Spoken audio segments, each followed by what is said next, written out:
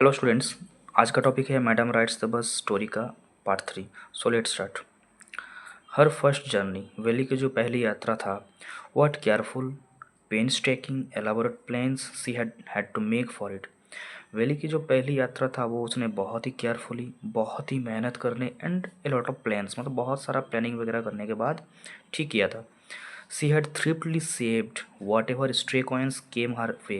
उसके बाद जो कुछ भी थोड़ा बहुत पैसा आया था, स्ट्रे कॉइन्स मतलब लिटिल कॉइन्स आया था, वो बहुत ही कम खर्चा करके उसने सेव किया था। थ्रिफ्टली मतलब सोच समझ के खर्चा करना। Resisting every temptation to buy peppermints, toys, balloons and the like. Peppermints, toys, balloon वगैरह जो कुछ भी सामान जो बच्चों के लिए टेम्पटेशन होता है, बच्चों को लुभाती है, वो सारी इच्छाओं को उसने कंट्रोल किया था। And the like and finally she had saved, और अंत में उसने कुछ पैसा सेव किया था, टोटल ऑफ 60 पैसा, 60 पैसा।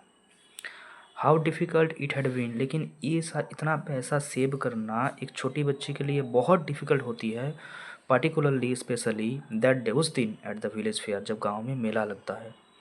But she had resolutely stifled a strong desire, लेकिन फिर भी उसने अपना एक स्ट्रॉन्ग डिजायर को स्टिफल्ड मतलब दमन कर दिया था, सप्रेस्ड कर दिया था। वो इच्छा क्या है? टू राइड द मेरी गो राउंड, मेरी गो राउंड पे, झूला पे चढ़ने का इच्छा। Even though she had the money, उसके पास पैसा था, फिर भी उसने मेरी गो राउंड पे जाने का जो स्ट्रॉन्ग डिजायर था उसको सप्रेस कर दिया था, दमन कर दिया था। After she had enough money saved, ढेर सारा पैसा मतलब पर्याप्त पैसा जमा करने के बाद, हर नेक्स्ट प्रॉब्लम, उसके पास एक दूसरा प्रॉब्लम भी था, was how to sleep out, कैसे घर से बाहर जाना है, ऑफ द हाउस, घर का बाहर, विदाउट हर मदर्स नॉलेज, बिना माँ को पता चले हुए।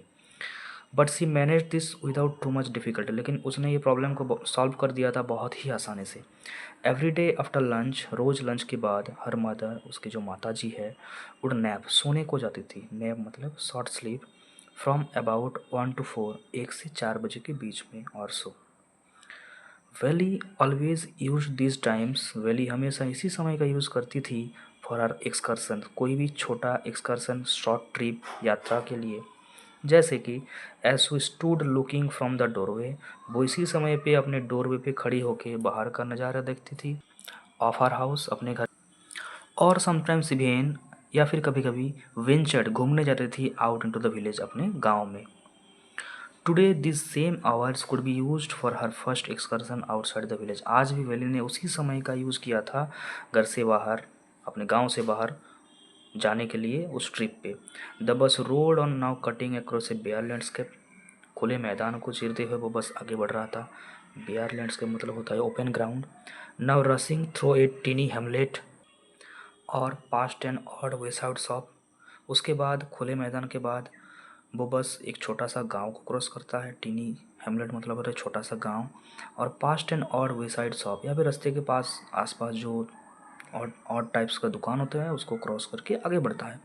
Sometimes the bus seemed on the point of gobbling up another vehicle that was coming towards them, कभी कभी ऐसा लग रहा था जैसे सामने से आने वाला हर कोई व्हीकल को, वाहन को, ये जो बस है ये निकल जाएगा, और ए पेडेस्ट्रियन क्रॉसिंग द रोड, या फिर रास्ते पे चलने वाला जो पेडेस्ट्रियन है, जो फुटपाथ पे चलने वाला लोग होते हैं, उनको निकल जाएगा।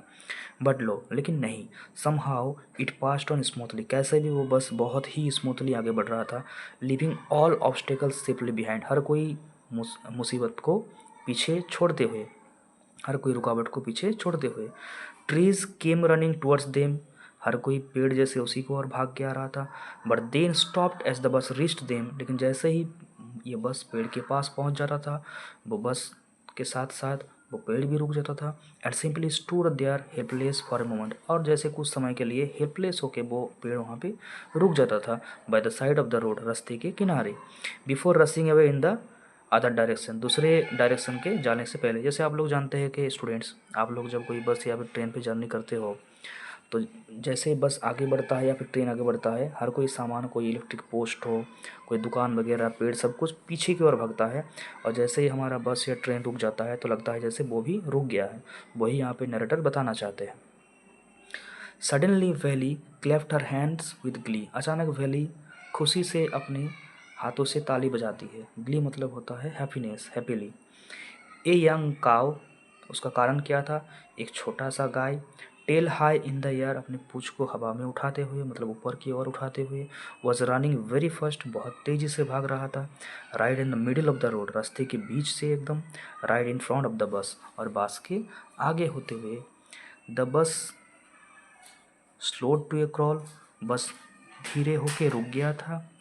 And the driver sounded his horn, और ड्राइवर हॉर्न बजा रहा था लाउडली, बहुत ज़ोर से, अगेन एंड अगेन, बार बार।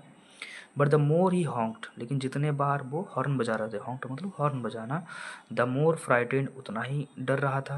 द एनिमल, वो छोटा सा गाय का बच्चा, became, and the faster it galloped, और वो उतना ही तेज़ी से भाग रहा था। गैलॉप्ड मतलब तेज़ी से भागना। Always right in front of the bus, एकदम बस के आगे होते हुए। Somehow this was very funny to Valley। ये जो घटना है ये वेली को बहुत आनंद दे रहा था। She laughed and laughed, वो बहुत जोर जोर से हंस रही थी। Until there were tears in her eyes, जब तक उसके आंखों से आंसू ना आ जाए। Hey lady, haven't you laughed enough? called the conductor। तो कंडक्टर, जो बहुत ही मजाकिया आदमी है, वो वेली से कहती, अरे मैडम, क्या तुमने आज के लिए पर्याप्त हंस लिया? Better save some for tomorrow, तो अच्छा होगा कल के लिए भी थोड़ा हंसी बचा के रखो। एट लास्ट द काव moved up the road, last में वो गाय का जो बच्चा है वो रोड को छोड़ देता है। And soon the bus came to a railroad crossing, और बहुत ही जल्दी वो बस एक रेलवे क्रॉसिंग का जो ओवर रेलवे क्रॉसिंग होता है उसके पास आ जाता है। A speck of a train could be seen in the distance, थोड़ी दूरी से। स्पीक ऑफ ए ट्रेन मतलब ट्रेन बहुत छोटा सा दिख रहा था। Growing bigger and bigger as it drew near, और जितना ही ट्रेन आगे आ रहा था उतना ही ट्रेन बड़ा लग रहा था। Then it rushed past the crossing gate, उसके बाद वो ट्रेन उस क्रॉसिंग गेट को क्रॉस कर गया। With tremendous roar and rattle, बहुत जोर का आवाज़ करते, रोर एंड रटल मतलब sound of the train. Shaking the bus, bus को हिलाते हुए।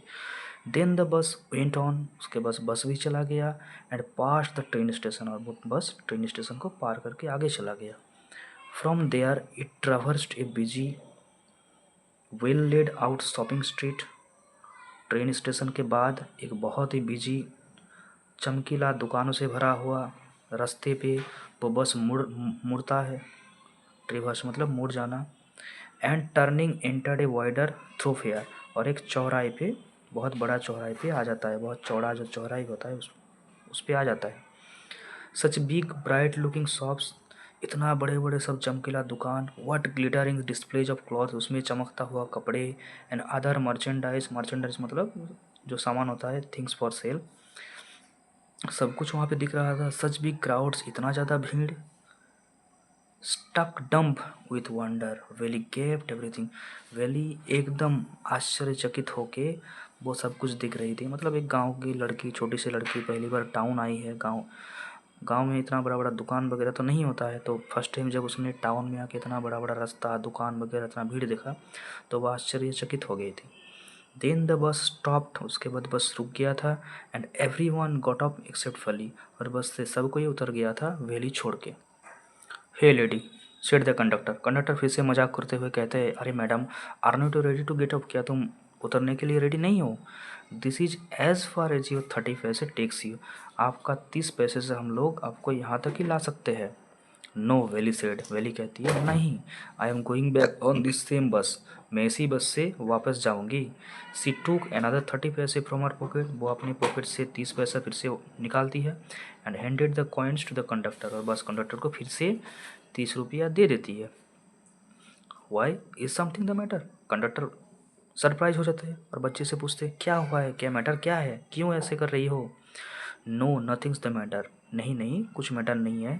I just felt like having a बस राइड, मुझे बस एक बार बस राइड करना था, बस पे चढ़ना था, दैट्स ऑल, बस इतना ही। Don't you want to have a look at the sides now that you are, जब तुम इस जगह पे आ ही गए हो, इस टाउन पे, तो क्या तुम इस टाउन का एक बार देखना नहीं चाहते हो? ऑल बाय माई सेल्फ, अकेली? Oh, I would be much too afraid, मुझे बहुत ज़्यादा डर लगता है। Greatly amused by the girl's way of speaking, लड़की का बोलने का ढंग से वो कंडक्टर बहुत ज़्यादा एम्यूज्ड हुआ था, बहुत ज़्यादा खुश हुआ था। द कंडक्टर सेड, उसके बाद कंडक्टर ने कहा, but you weren't afraid to come in the bus, लेकिन तुम्हें अकेला बस में आने में तो डर नहीं लगा? Nothing to be afraid of about that, she answered. Valli जवाब देती है, बस में तो डरने के जैसा कुछ नहीं है। Well then why not go to that stall, तो फिर तुम उस स्टॉल के पास, दुकान के पास क्यों नहीं जाते हो, over there and have something to drink, और कुछ पी क्यों नहीं पीती हो? Nothing to be afraid of about that, इधर वहाँ पे भी तो डरने के लिए कुछ नहीं है। Oh no I couldn't do that, अरे नहीं नहीं मैं नहीं कर सकती हूँ। वेल देन, तो ठीक है, let me bring you a cold drink, मुझे ही तुम्हारे लिए एक कोल्ड ड्रिंक लाने दो। No I don't have enough money, नहीं मेरे पास ज़्यादा पैसा नहीं है। Just give me my ticket, मुझे मेरा टिकट दे दीजिए, दैट्स ऑल, बस इतना ही। It will be my treat, ये मेरे साइड से ट्रिक है। कंडक्टर ने कहा, तुम्हें पैसा नहीं देना होगा, ये मेरे साइड से ट्रीट है, and not cost you anything, तुम्हें इसके लिए कुछ पैसा नहीं देना होगा। No no, she said firmly, please no. Valli एकदम कठोरता से कहती है कि नहीं नहीं, इसका कोई ज़रूरत नहीं है। The conductor shrugged and they waited until it was time for the bus to begin the return journey. तो कंडक्टर भी, श्रग्ड मतलब होता है अपने कंधों को सिकोड़ना, जैसे नॉट इंटरेस्टेड ऐसा कुछ दिखाना। कंडक्टर ने कहा तो ठीक है। उसके बाद वो दोनों बस के रिटर्न जर्नी के टाइम के लिए वेट करते हैं। Again there weren't many passenger, और जर्नी का जब रिटर्न टाइम हुआ, बस का जब रिटर्न जर्नी का टाइम हुआ, तब भी उस बस में ज़्यादा पैसेंजर नहीं हुए थे। सो थैंक यू स्टूडेंट्स, अगर आज का मेरा वीडियो अच्छा लगा हो तो मेरे चैनल को सब्सक्राइब कीजिए प्लीज़। Thank you.